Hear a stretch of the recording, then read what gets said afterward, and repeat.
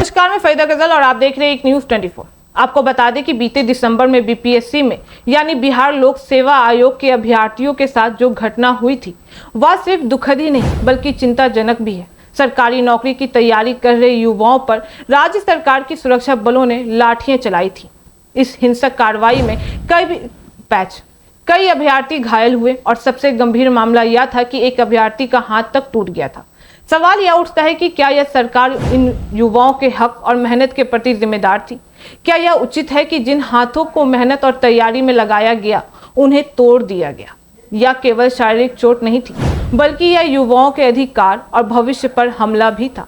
सवाल यह उठता है कि क्या सरकार अपने दमनकारी रवैये के साथ लोकतंत्र को सही दिशा में ले जा रहे हैं? क्या यह स्वीकार्य है कि नौकरी की तैयारी कर रहे युवाओं पर राज्य की सुरक्षा बलों ने इतनी हिंसा की है?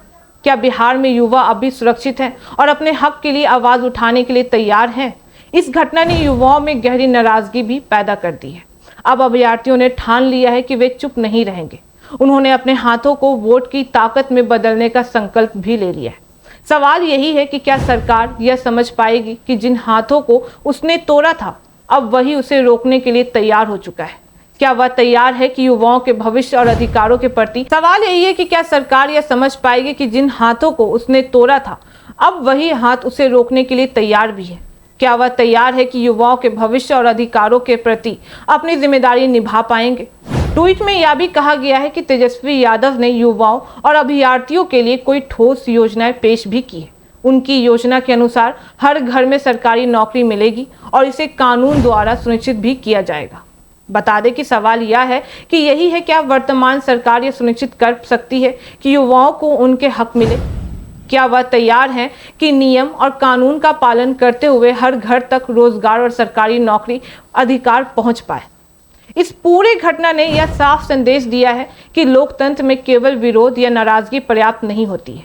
असली ताकत तब आती है जब लोग अपने हक के लिए संगठित होकर लोकतांत्रिक प्रक्रिया का पालन करते हुए नजर आते हैं और अपनी आवाज भी उठाते हैं।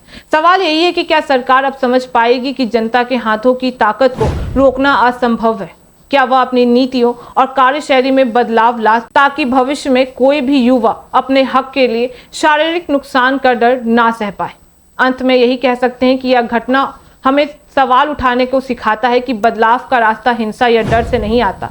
सवाल यही है कि क्या सरकार इस बात को समझ पाएगी कि जिन हाथों को उसने तोड़ा था वही हाथ अब न्याय और विकास की दिशा में उसे रोकने के लिए तैयार हो चुके हैं?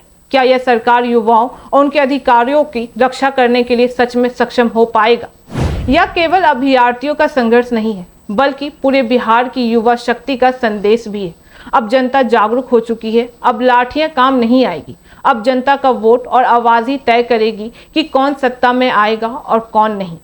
सवाल सरकार से यही है कि क्या आप तैयार हैं कि युवाओं के भविष्य की सुरक्षा और उनके हक की सुनिश्चित करने के लिए क्या आप तैयार हैं? बाकी इस मामले पे आपकी क्या राय है हमें कमेंट करके जरूर बताना। ऐसी तमाम खबरों के लिए देखते रहे एक न्यूज़ 24। हर खबर सबसे पहले सबसे सटीक। वीडियो को लाइक करें, शेयर करें, चैनल को सब्सक्राइब करना ना भूलें। धन्यवाद।